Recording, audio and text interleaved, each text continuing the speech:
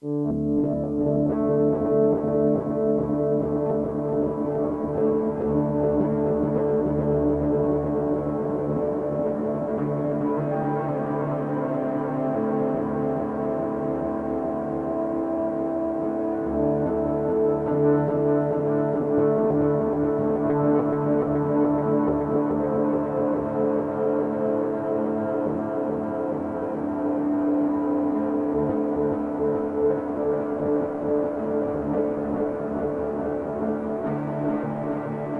most important thing to recognize is there's no single model, and that each country has to develop its own sort of vision, which is based on its own special history, trajectory, industrial structure, intellectual and scientific capacity. So I think the big lesson is there's no script that you can follow, and the countries have to think about this for themselves, but they can learn from each other, learn from other developing countries more than they can learn from France or the United States or whatever. So, horizontal coordination and communication between the emerging economies like Brazil, China, India, Russia, Indonesia, Turkey, that is probably a very useful thing for countries struggling to try to find a new way to articulate their situation within the global economy, which is changing extremely quickly. Although they are not really developed countries, in order to become consolidated democracy, I think that they must reconfigure their own state in the direction of facing the developmental challenges together with democratizing their own states. As far as teaching, it's very difficult because first, because the experience is unique, and second, because at the moment the developed countries they are really dealing with their own challenges and very inward looking. And they are not prepared to learn anything, I think. I think they do have a lot to learn from the more mature democracies about how to include new political actors in the discussions about development and how to find strategies about combining social and economic development.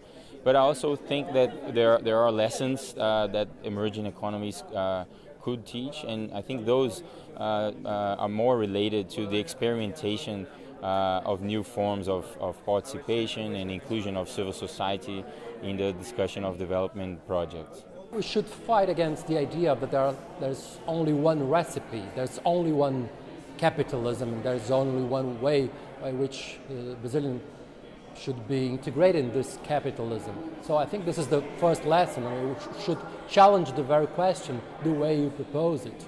But I think that also another very important point is realize that the way by which each country may find its place in the new global order is really a mix of very different kinds of reforms, institutional reforms, the way by which these economic possibilities and strategies can fit together in a coherent way.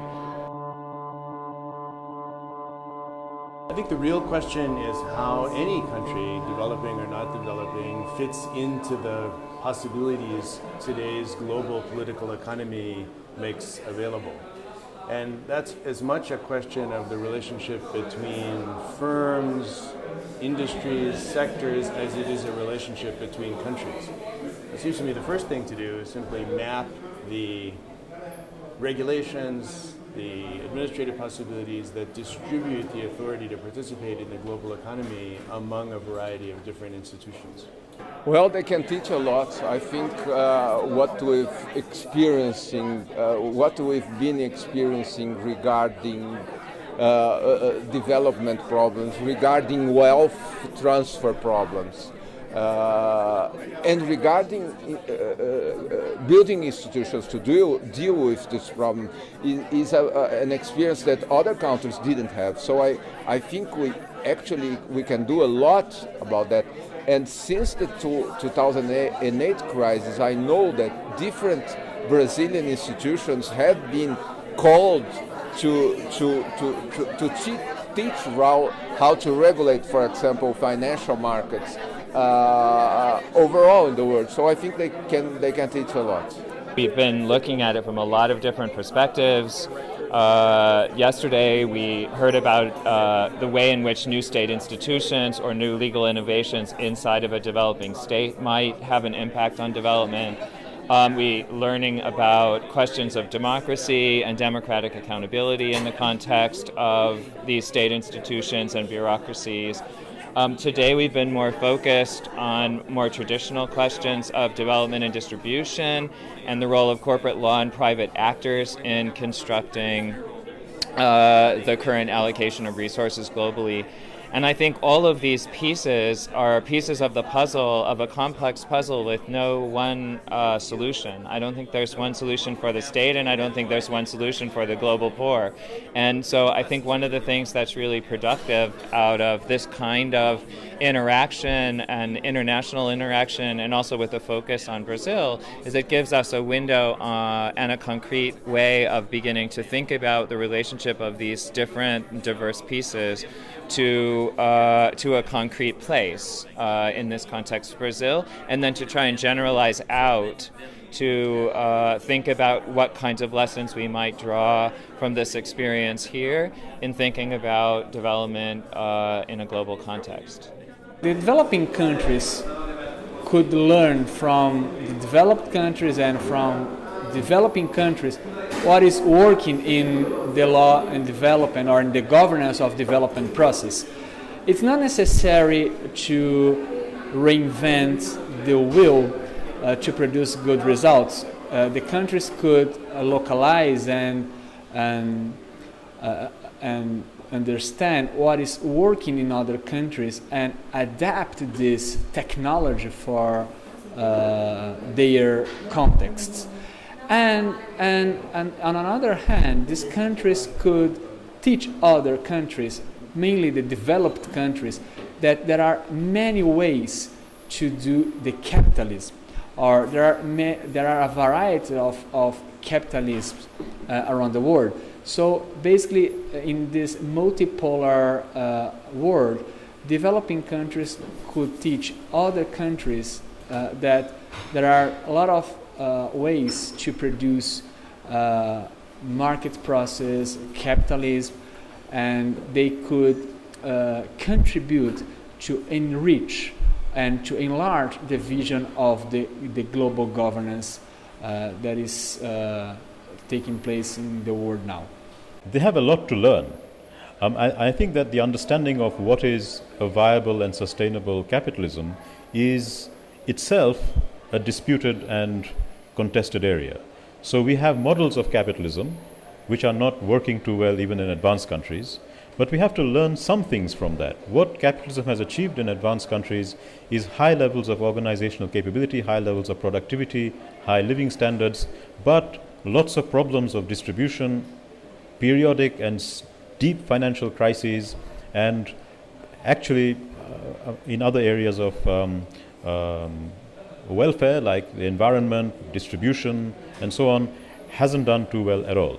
So we have to learn from advanced capitalism the issue of organizational capability building, which I was talking about in my presentation, and industrial policy has to develop the modern sectors and modern capabilities.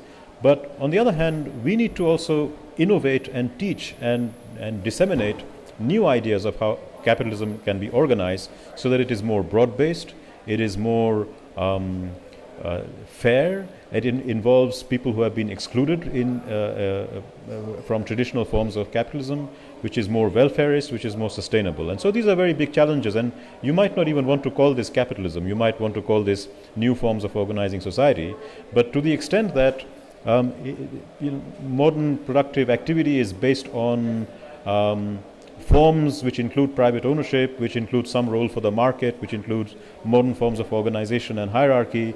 Broadly speaking, we are still talking about capitalist structures, but there are many kinds of capitalism, and this is the moment at which the horizon has opened up in terms of how modernization is to be carried out. I think that developing countries can teach that there are alternative solutions to problems that have been tackled in conventional ways. This is not always the case, but sometimes developing countries develop new institutional, procedural, substantive innovations and solutions that path break, in a sense. They replace with advantages conventional arrangements that have been adopted by developed countries and have never been challenged.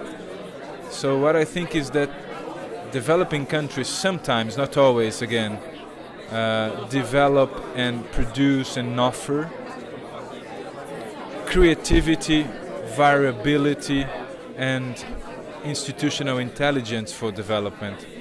But the problem is that developing countries, when they do it very quietly. And what I think it should be done is to boost and foster the study of what very interesting developing countries are doing in some very interesting areas.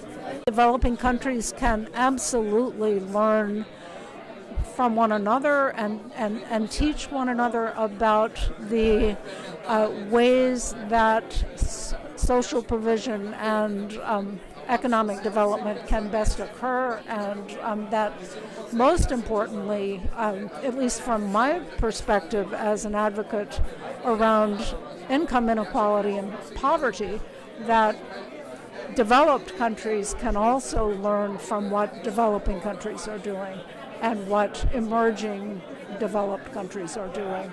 And that's why I've been so energized by coming here and hearing the debates and participating in the conversations here. It's been a real pleasure to have my mind stretched in the ways that have been enabled by this conference.